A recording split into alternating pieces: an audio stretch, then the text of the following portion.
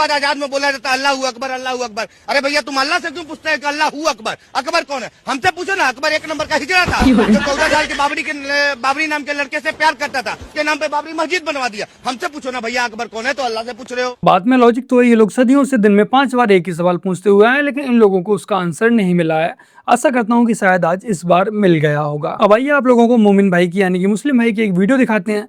जिस मुस्लिम व्यक्ति ने इस वीडियो को बनाया है वो वीडियो बनाने के बाद आज बहुत ही ज्यादा पछता रहा होगा। आगरा में रोड पर बनी हुई एक ऐसे अल्लाह के वली की दरगाह जिन्होंने लोगों को जिंदा करामात दिखाई। काफी बार रोड पर बनी हुई इस दरगाह को लोगों ने हटाने की कोशिश की, लेकिन ये दरगाह आज भी जहां बनी हुई थी वहीं पर बनी हुई है। जानकारों के द्वारा कहा जाता है कि इस दरगाह को रोड पर हटाने के लिए काफी लोग आए, मगर वो इसको हटा नहीं पाए। जिन्होंने इस दरगाह को हटाने की कोशिश की या तो उनके हाथों ने काम करना बंद कर दिया या उनके साथ कुछ बड़ी दुर्घटना हुई, इसीलिए इस दरगाह को आज तक वहाँ से कोई हटा नहीं पाया। ये दरगाह बीच रोड पर बनी हुई है, लेकिन इस दरगाह की वजह से आज तक कोई भी एक्सीडेंट नहीं हुआ। मुझे इस दरगाह के बारे में ज्यादा मालूम तो नहीं है, लेकिन आपको मालूम हो तो मुझे कमेंट के अंदर जरूर बताएं। जिन लोगों ने इस दरगाह को हटाने की कोशिश की थी उनके हाथों ने काम करना बंद कर दिया, उनके साथ कुछ बुरा भला हो गया। तो ये जो भी मोमिन भाई था जिसने इस वीडियो को बनाया था, इसने योगी प्रशासन को डायरेक्ट चैलेंज किया था। तो आइए देखते हैं आगे क्या हुआ।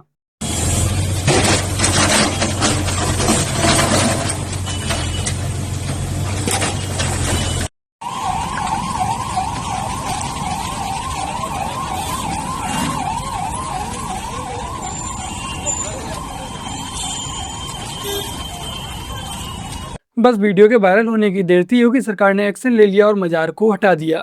ना ही किसी के हाथों ने काम करना बंद किया, ना ही किसी के साथ कोई बुरा भला हुआ। बस जिसने वीडियो बनाई होगी वो बेचारा एक कोने बैठ के रो रहा होगा कि मैंने क्यों ही फालतू में पड़ी लकड़ी ले ली। अच्छा, आप राम मंदिर गए हैं अभी अपनी फैमिली के साथ? क्योंकि आपने लास्ट पॉडकास्ट में बात करी थी कि मैं जाऊंगा पूरी फैमिली के साथ। मैं हर दिन भगवान श्री राम, भगवान श्री कृष्ण, भगवान शिव और जितनी देवी हैं उनको प्रणाम करके तभी निकलता हूँ घर से। और जिन बीजेपी वालों को लगे कि ऐसा मैं नहीं करता हूँ, तो जिस दिन वो चाहें उस दिन वो आ सकते हैं मेरे साथ और देखने मैं उन्हें बाकायदा दिखाऊंगा, उसके बाद वो स्वीकार कर लें। अच्छा देखो भाई, सीधी सी बात है, अखिलेश यादव को समझ आ चुका है कि सिर्फ मुस्लिम वोटों से काम नहीं चलेगा, अब हिंदुओं को भी वोट लेने के लिए बेवकूफ बनाना पड़ेगा। और इसीलिए अभी ये कट्टर हिंदू बन चुके हैं। लेकिन इनके इस इंटरव्यू के बाद इनकी एक वीडियो ही कुछ ज्यादा ही वायरल हो रही है। मैं भगवान मानता हूँ लेकिन मैं पूजा नहीं करता। Is Dimple praying to her gods? नहीं, वो भी मैं नहीं समझता इस बात को इस तरीके से ले रही हूँ। मैं भगवान को मानता हूँ लेकिन पूजा नहीं करता हूँ, ना ही डिम्पल ऐसा करती होगी जैसा कि मैं समझ रहा हूँ। और ये अखिलेश यादव की पुरानी वीडियो थी, लेकिन अब ये घर से निकलने से पहले सभी देवी देवताओं को नमन करते हैं, प्रणाम करते हैं, फिर घर से निकलते हैं। मैं इतना ही कहूंगा कि बीजेपी के आने से अखिलेश यादव को अपना धर्म, अपने देवी देवता याद आने लगे, जयकारे लगाने लग जाते हैं। जैसे कैमरा यह तो दिखाता है कि झालमुड़ी प्रधानमंत्री नरेंद्र मोदी खा रहे हैं, 3-4 लोग जमा हैं, लेकिन वहां कठौती तो एक ही है जिसमें झालमुड़ी रखी है। क्या भारत मंडपम में मौजूद बाकी लोगों को झालमुड़ी मिली? उनकी कठौती अलग से लगी थी।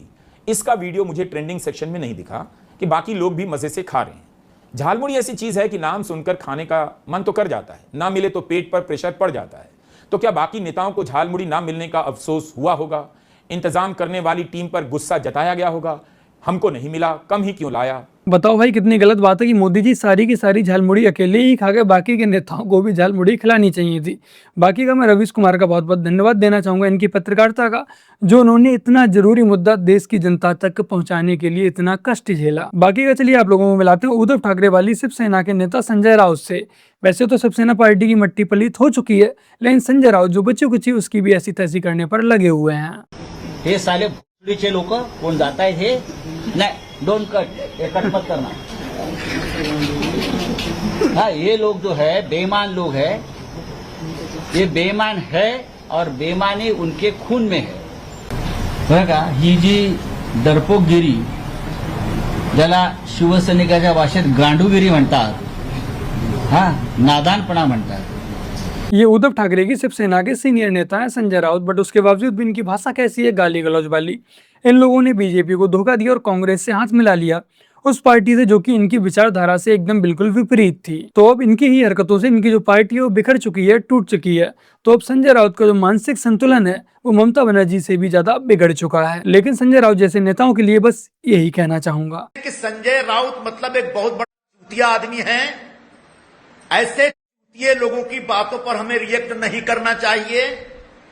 उसने जो चूतियापा किया उसके चक्कर में उसकी पूरी पार्टी खत्म हो गई। तो ऐसे चूतिया लोगों के स्टेटमेंट के ऊपर हम कोई कमेंट नहीं करना चाहते। उद्धव ठाकरे वाली शिवसेना की मट्टी पलित खुद इन लोगों ने ही की है और अब इनकी पार्टी के सांसद टूट टूट के अन्य पार्टियों में जा रहे हैं, बीजेपी में जा रहे हैं, तो ये गाली गलौज कर रहे हैं। खुद की गलतियों पर ही मंथन ना करके बस गाली गलौज देकर अपना छुटकारा पाना चाहते हैं। खैर चलिए अब आप लोगों के लिए मुरादाबाद से सपा सांसद जावेद अली खान से मिलाते हैं। और मुस्लिम साथियों से भी मैं कहना चाहता हूँ कि आप पार्टी में हैं तो कम से कम 4 दोस्त हिंदू भी बनाइए, 4 दोस्त मुसलमान बना करके इकट्ठे होकर के बीजेपी को नहीं हरा सकते जब तक एक मुसलमान के 4 दोस्त हिंदू नहीं होंगे। और ऐसे दोस्त हों जिन्हें आपके ऊपर यकीन हो कि ये खान साहब, अंसारी साहब, हुसैन साहब कोई बात कह रहे हैं तो गलत नहीं कह रहे हैं, हमारे मतलब की बात कह रहे हैं, हमारे देश के भले की बात कह रहे हैं। जिस दिन हर मुसलमान कार्यकर्ता अपने 4 दोस्त गैर मुस्लिम बना लेगा, हिंदू भाइयों को बना लेगा, उसी दिन बीजेपी का अंत उत्तर प्रदेश के अंदर तो कम से कम हो ही जाएगा। इनका अपने मुस्लिम भाइयों से, अपनी मुस्लिम कौम से कहना है कि ज़्यादा से ज़्यादा हिंदू दोस्तों को बनाओ, कम से कम 4 हिंदुओं से दोस्ती करो और उनसे दोस्ती इस तरह से करो कि उनका इतने अच्छे से आप लोग ब्रेन वॉश कर पाओ कि आप उनसे कहो कि बीजेपी को वोट नहीं देना है, तभी हम बीजेपी को ख़त्म कर पाएंगे, बीजेपी को नष्ट कर पाएंगे। यानी कि अब एक और ज़्यादा स्टार्ट होने वाला है कि ज़्यादा से ज़्यादा हिंदू दोस्त बनाओ और उन्हें ये समझाओ कि बीजेपी को वोट नहीं देना है। हम तो चाहेंगे कि और मोदी जी की आयु की वृद्धि हो और प्रधानमंत्री बन के रहे। हम तो चाहेंगे कि और मोदी जी की आयु की वृद्धि हो और प्रधानमंत्री बन के रहे। अब ये ऐसा क्यों बोल रहा है, ऐसा क्यों चाह रहा है कि मोदी जी ही प्रधानमंत्री बने रहे, उनकी जो आयु है बहुत लंबी हो, क्योंकि इसे अब समझ आ चुका है ये कभी भी चुनाव नहीं जीत पाएगा। ये अपनी जिस सीट से चुनाव लड़ता था उस सीट पर मुसलमानों के भरोसे ही ये चुनाव जीतता था, मुस्लिम वोट ही इसे मिलते थे। लेकिन जैसे ही टीएमसी ने मुसलमानों को उनकी ही कास्ट का यानी कि मुस्लिम नेता यूसुफ पठान को उसी सीट से उतार दिया तो अधीर रंजन वहां पर चुनाव हार जाते हैं। तो इन्हें देर से समझ आता है कि मुसलमानों के लिए ही सिर्फ और सिर्फ एक ऑप्शन थे, जैसे ही मुसलमानों को अपना नेता मिलता है वो उन्हें लात मारकर भगा देते हैं। बाकी का आने वाले समय में समाजवादी पार्टी यानी कि अखिलेश यादव के साथ भी ठीक यही होने वाला है। मुसलमान सपा, कांग्रेस व अन्य जो पार्टियां हैं जो मुस्लिम वोट बैंक की राजनीति कर रही हैं उन्हें तब तक ही वोट दे रहा है जब तक उन्हें अपना नेता नहीं मिल जाता। अभी तक हम लोग मजबूर थे, हमारी मजबूरी थी सपा को वोट देना। अब हमारी मजबूरी नहीं, अब हमारा लीडर आ गया। कैसी मजबूरी? कोई था ही नहीं हमारे पास, न एमआईएम थे न कोई थी, अब मजबूरी में देना पड़ता था इसलिए दे रहे थे। अब नहीं देंगे, अब सिर्फ एमआईएम को वोट देना है और किसी को नहीं देना है। और अब धीरे धीरे असदुद्दीन ओवैसी की जो पार्टी है AIMIM ये अपने पैर फैला रही है, तो मुसलमान इसकी ही ओर जा रहे हैं। तो आने वाले समय में कांग्रेस हो गई या जो लालू यादव की पार्टी हो गई और जो अखिलेश यादव की पार्टी हो गई, इनका जो वोट बैंक है वो AIMIM की तरफ जाने वाला है। तो इन पार्टियों का जो भविष्य है वो खतरे में है और जल्दी ये पार्टियां खत्म हो जाएंगी अगर ऐसे ही मुस्लिम वोट बैंक की राजनीति करती रहीं। मोदी मुर्दाबाद, मोदी मुर्दाबाद, केजरीवाल की जय, केजरीवाल की जय, उमर खालिद की जय, केजरीवाल को फ्री करो। क्या हुआ? बोल दिया आसाम को काट लेगा, क्या हुआ? अच्छी चीजें काट लो, आसाम को क्या फर्क पड़ रहा है?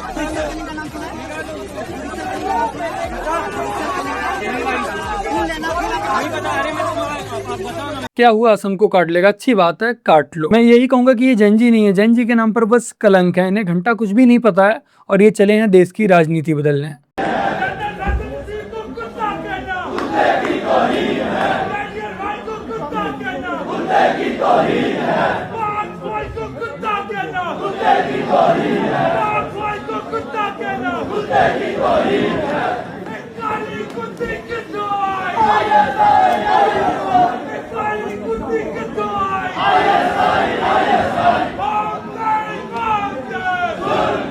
पाक फौज को कुत्ता कहना कुत्ते की तौहीन है, इसमें देखो भाई कोई शक नहीं है। और जो लोग ये नारा लगा रहे हैं ये लोग POK यानी कि पाकिस्तान ऑक्युपाइड कश्मीर के लोग ही हैं। और जो लोग भी पाकिस्तान ऑक्युपाइड कश्मीर में रहते हैं भाई इन्हें बेसिक सुविधाएं भी नहीं मिलती, ना ही कोई स्वास्थ्य की सुविधा, ना राशन की सुविधा, ना ही कोई रोजगार। भाई इनका बस शोषण किया जाता है। लेकिन अफसोस की बात यह है कि इस सब के बावजूद भी जो हमारे देश के कश्मीरी हैं वो पाकिस्तान जाने के लिए मरे जाते हैं।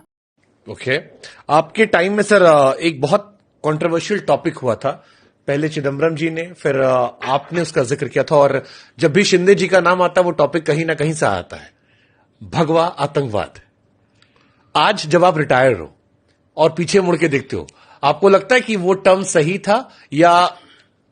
देखिए, रिकॉर्ड पे जो आया था उस वक्त वो हमने बता दिया था, और वो भी हमने हमारे पार्टी में बताया था, अब पब्लिक में नहीं, पार्टी में बताया था कि ऐसा ऐसा है बोल के आतंकवाद हो रहा है, और उसके बाद हमने कभी नहीं बोला है।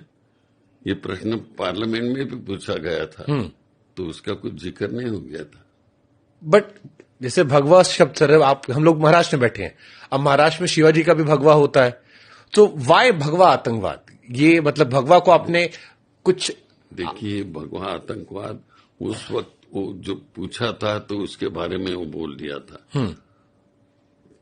बस इतना ही है। तो आतंकवाद उसको शब्द लगाया, लेकिन वो सही बोले तो क्यों आतंकवाद शब्द लगाया मुझे पता नहीं है।